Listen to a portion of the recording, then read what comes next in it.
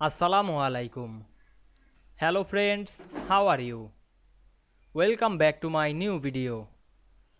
In this video, I will show you how to open new blank document in Publisher. Let's get started.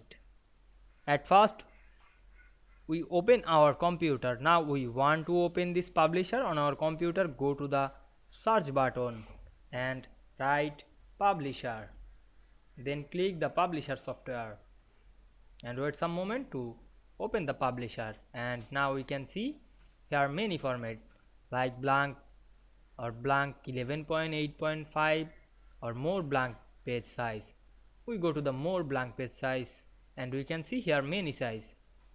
You can choose your specific size to this size option, otherwise you can create new page size. Click the create new page size and customize your page size, then click OK and then click create.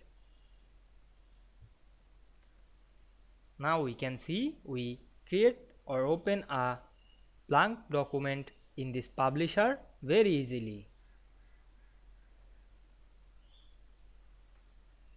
I hope you enjoyed the video. Please like, comment, share and subscribe my channel. Thanks for watching.